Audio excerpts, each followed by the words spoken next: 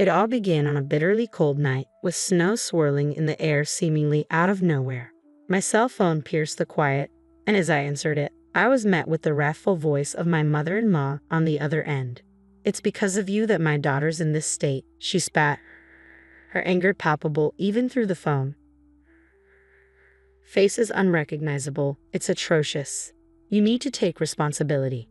Why did you abandon my daughter? You're despicable."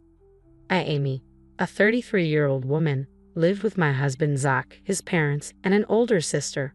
That single phone call from my mother-in-law that night turned my life upside down. "Give me back my lively girl. Why did you do something so horrible? I swear I'll make you pay for this. I'll never forgive you." My mother-in-law's words poured like venom, making no sense out of shock. "Mother-in-law, please calm down," I pleaded, attempting to console her despite my confusion. But her tirade continued unabated. "You have no right to be calm at a time like this. It's all your fault, and yet you have the audacity to say such things. Why didn't you help her? Why did you abandon her?" Her accusations echoed loudly, drowning out any attempt at rational conversation. Even as I urged her to speak slowly, it was as if my words fell on deaf ears. The vitriol persisted, fueled by her grief and anger.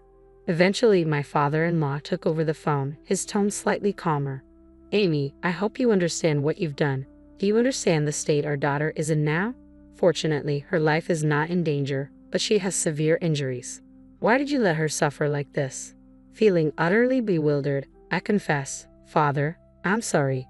I really don't understand what you two are talking about. What on earth happened?" His response left me dumbfounded. My sister-in-law, a single mother, lived with her young child just a 20-minute walk from our home. She had been dating the young boyfriend who frequently visited, a fact that shook me to my core. I had learned from Zach that he had a quick temper and had often resorted to violence against my sister-in-law. Apparently, his mood was particularly sour last night, and my sister-in-law endured more brutality than usual. Feeling their lives were in danger, she fled the house in a panic, clutching her child tightly as they disappeared into the falling snow. With nowhere else to turn, she thought of her brother, who lived nearby, and ran desperately toward our house, seeking refuge. She rang the doorbell, and I, being home at the time, answered. She stood there, her face bruised, gasping for breath, holding her child, the only clothing she had. Anyone could see at a glance that something was terribly wrong, but Zach showed no concern for his own sister. Instead, he appeared irritated and said, "If I let people in without permission, Amy will get mad. Sorry, but can you go home? She's scary when she's angry. You understand, right? Please leave." With that, he turned her away. My sister-in-law couldn't believe her brother's callousness, but she was in immediate danger and needed to find somewhere to hide. In tears, she begged him to at least lend her money for a hotel. But Zach's response was even more shocking. "There's no way I have that kind of money. There's money in the house, but there's no way Amy would let me use it without permission. If I did something like that, she'd divorce me. Sorry, but could you try somewhere else? It's cold, so I'm going in. See you." And with that, he closed the door, leaving my sister-in-law and her child in utter despair.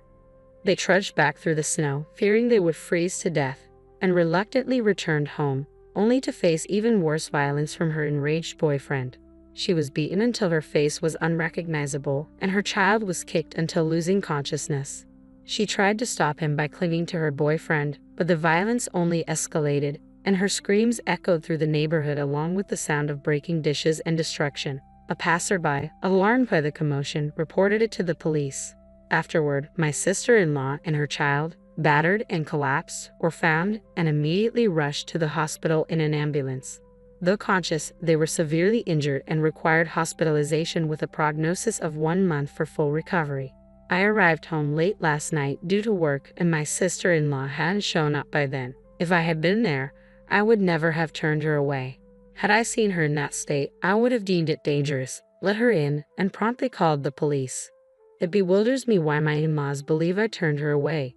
Despite the shock of such a terrible incident happening to my sister-in-law, I couldn't grasp the reality of my in-laws blaming me. I felt deeply confused, especially under my father-in-law's relentless accusations. I knew I had to clear up the misunderstanding. Frantically, I explained that I wasn't home when my sister-in-law came by. I had been working late at the cafe run. If I had been home, I would have noticed her unusual behavior and let her in. I would never turn her away. Please give me some time to figure out what happened.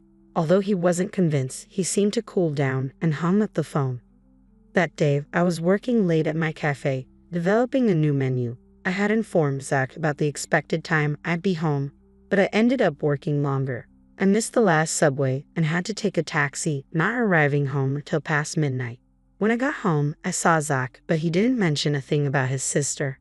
I was confused about his actions. However, when I confronted him after he came home from work that night, his response was shocking. I could tell something was wrong when she showed up, but I was just about to enjoy my beer, and it was cold outside, so I wanted to close the door quickly. Plus, I didn't think there was anything I could do about it. I couldn't hide my anger at his selfish excuse. Didn't you feel anything seeing her like that? Why couldn't you at least let her in? She's been through a lot since you turned her away. When I detailed his sister's current condition, he justified himself by saying, "Remember how you used to complain when my parents dropped in without notice? I thought I was being considerate by not letting her in, thinking you wouldn't like it. What did I do wrong?" It turned out he had assumed that I would be bothered if his sister showed up unannounced and turned her away. I asked him another question. "Why did you lend her any money? You could have done that much, couldn't you?" He responded, "I was taken aback when she asked for money. I was short on cash right before payday, having recently lost money playing slots, and I hardly had $10 in my wallet. If I gave her household money, I knew you would get mad, so I refused." I don't see anything wrong with what I said. I defended myself. I was speechless, completely shocked. I had always thought he was a bit self-centered, but he also had many good qualities. I had been giving him the benefit of the doubt, but I realized it was a terrible mistake. He was incapable of making sound decisions because he always put himself first. He had no compassion for others, not even a bit of kindness, and he was foolish enough to prioritize his drinking over his own sister's distress. But it was too late to realize this now. He didn't seem to feel guilty or responsible at all about his sister being rushed to the hospital. From my perspective, she would have ended up like this anyway, no matter where she ran off to. On the bright side, she's safe in the hospital now. We're both safe, all thanks to me, right? He was talking about it as if it was someone else's business. His heartless remarks were making me feel like I was losing my sanity, so I decided not to talk to him any longer, holding back my anger. I reported to my father-in-law about Zach's irresponsible behavior towards his sister the previous night.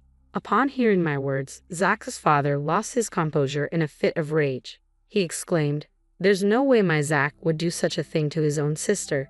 You're lying. Stop making up stories, Amy. Are you trying to make Zach the worst just to escape your own guilt? If you're going to spew such nonsense, then show me some proof." He refused to listen to me at all and again blamed me for everything.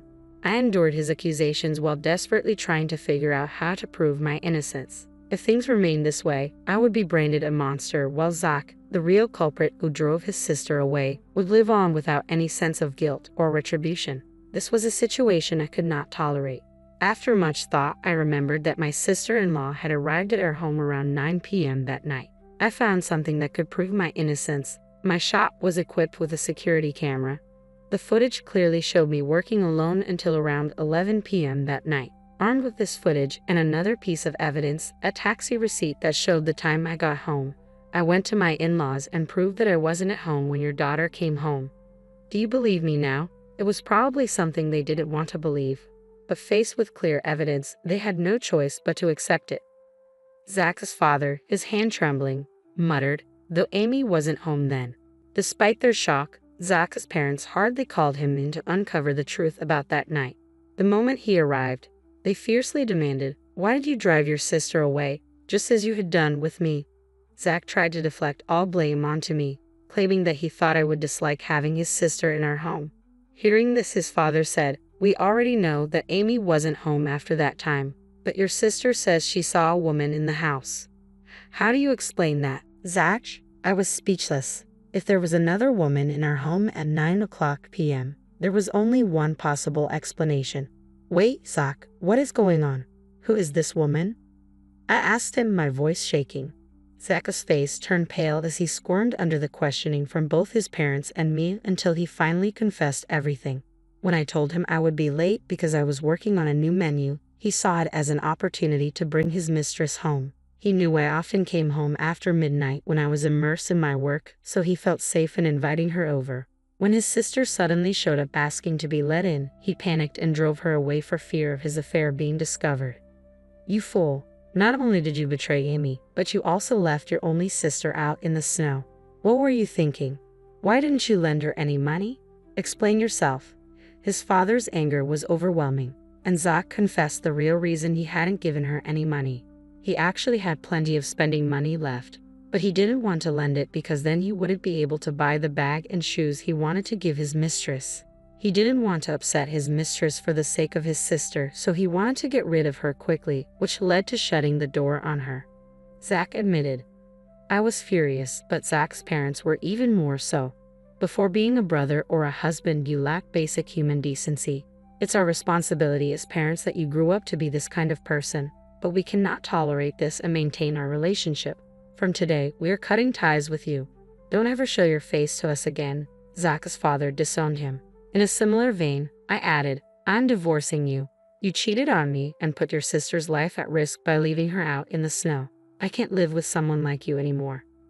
Zach was shocked at being disowned and confronted with a divorce all at once. He started begging for forgiveness, crying, I'm sorry. I won't do it again. Please forgive me. He clung to his father's leg, but his father simply shook him off. What you did is the absolute worst thing in our eyes. His parents and I never forgave Zach. Apparently, he had been having an affair with the other woman for a year now. The mistress was a co-worker at his company whom he'd been secretly bringing to our house when I wasn't around. It was infuriating to learn I've been betrayed behind my back for so long. Zach even tried to blame his treatment of my sister-in-law on me, which only added to my anger. So I had no second thought about divorcing him. I made Zach sign the divorce papers and immediately submitted them. Right after, I headed to a law firm, hired a lawyer, and filed for substantial damages from both Zach and his mistress. I also called Zach's boss, who had been our matchmaker at our wedding, and reported through my tears that we were getting a divorce. I told him everything about Zach's affair and his mistress. Zach's boss, a man who despised anything against human decency, had repeatedly told Zach at our wedding to never betray his wife. As expected, he was furious when he learned about the infidelity. Word reached upper management, and on his boss's advice, Zach was transferred to a branch office in the countryside. His mistress was moved to a different department where she was made to sort documents all day. However, my sister-in-law's revenge against the two was even more ruthless. Still suffering from the after effects of her injuries, she deeply resented Zach's actions that day. To vent her hatred, she did something even more extreme than what I did. By coincidence, she was working at one of Zach's company's clients and knew some of Zach's colleagues. Using her connections, she revealed and spread within the company the cruelty she and her child had suffered that day. The company's employees, who had thought the divorce was due only to the affair, were shocked to learn the truth. Zach's abandonment of his own sister to cover up his affair was a huge shock to everyone in the company. The rumor quickly spread throughout the company, and Zach was universally suspected of being a terrible human being. Once he was ostracized by everyone, his work was impacted, and after a while, he was demoted. He couldn't stand being avoided by everyone and found it hard to continue working at his new posts, so he ended up quitting. To pay me the high alimony, he drained his savings and is still paying me by working live-in part-time jobs. Almost all his salary goes towards the payment, and I've heard he can't even afford a coat for winter and shivers in thin t-shirts. As for the mistress, she stubbornly clung to her job amidst the judgmental glances of her co-workers, despite my demand for damages after consulting my lawyer. I decided to ask her parents for the payment. When her parents learned about it, they were shocked and immediately made their daughter pay the full amount. After confirming the facts, I kept receiving calls from her, which I never answered, but she left numerous abusive messages in my voicemail, saying, "Why did you tell my parents? I had to go into debt to make the payment. My life is ruined because of you." As I found it unbearable, I sent these messages to her parents. I received an apology letter later promising they would never let their daughter trouble me again, and the harassing phone calls stopped. As for my sister-in-law, her abusive boyfriend's actions became a police matter, and she was able to file for damages for her injuries. It had been tough, but she finally managed to break up with him. My in-laws and sister-in-law apologized to me for initially suspecting me and for Zach's infidelity. Of course, both were painful experiences for me, but I could understand their outrage and loss of composure when they saw their daughter taken away in an ambulance after such severe abuse. After all, Zach's affair wasn't their fault. I didn't hold a grudge against them. On the contrary, I wanted them to properly heal the emotional wounds of my sister-in-law and her child who had such a terrible experience. If I were in their shoes, I'm sure my parents would have reacted the same way. Furthermore, my in-laws and sister-in-law are fundamentally decent people. Now that I've divorced Zach, I'll probably never see them again as they are now strangers to me. But I sincerely wish them well and hope they take care of themselves. I moved closer to the cafe run since it's within walking distance. I no longer have to worry about the last train, and I can devote my time to coming up with new menu ideas. Though I was thrown around by unexpected events, I probably wouldn't have been happy if I continued to be married. There are things one must never do as a human being. I firmly intend to always keep that in mind and live a life I can be proud of. That's what I strongly believe.